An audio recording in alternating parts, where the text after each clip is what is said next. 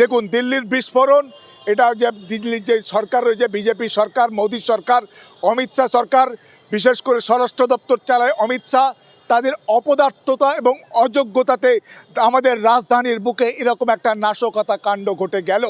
কিন্তু তারপরেও সঠিক প্রমাণ বা তদন্ত হওয়ার আগেই বিভিন্ন মহল থেকে নির্দিষ্ট কিছু মানুষের উপরে একটা তাদের দেগে দেওয়ার যে চেষ্টা চলছে, এটা মনে করি তাদের চিরাচরিত অভ্যাস, গোবেলসীয় কায়দা, মানুষকে একটা মিথ্যা ভাঁওতা দিয়ে মানুষকে বিভ্রান্ত করা এবং একটা জনগোষ্ঠীকে একটা তাদের কালি ছেটানোর একটা চেষ্টা করা। আসলে এই গোয়েন্দা ব্যর্থতা এবং কেন্দ্রীয় সরকারের ব্যর্থতা ঢাকতেই তারা এই অন্যায় এবং অপকর্ম করছে। বলা হচ্ছে নাকি আপনার কাশ্মীর থেকে এসে আজকে 700 কিলোমিটার পেরিয়ে এত আরডিএক্স নিয়ে তারা রাজধানীর বুকে আজকে তারা চলে এলো, পৌঁছে গেল।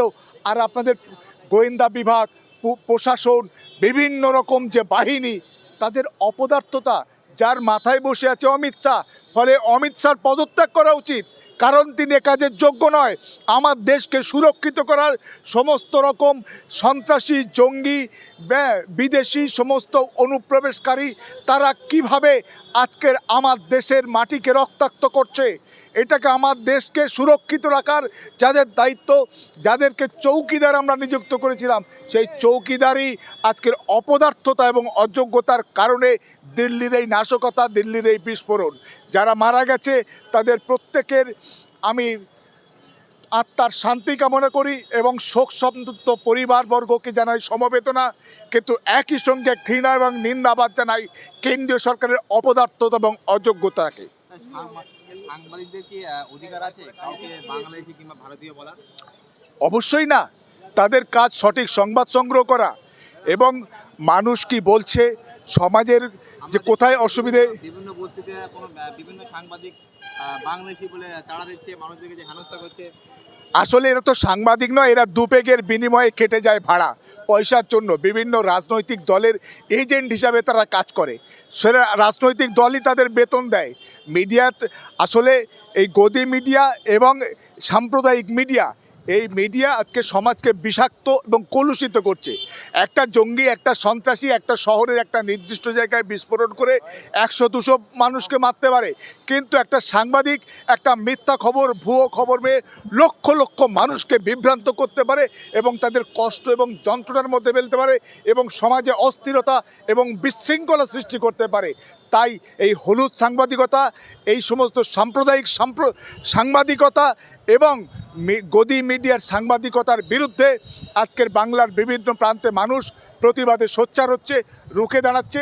আগামী দিন এটা বাড়বে এবং এই সমস্ত ভণ্ড সাংবাদিক, সাম্প্রদায়িক সাংবাদিক, এদের মুখোশ খুলে দিয়ে সমাজ থেকে তাদেরকে বিচ্ছিন্ন করার যে প্রচেষ্টা শুরু হয়েছে, আগামী দিনে এটা বাড়তে থাকবে এবং এটা ভালো লক্ষণ বলে আমি মনে করি।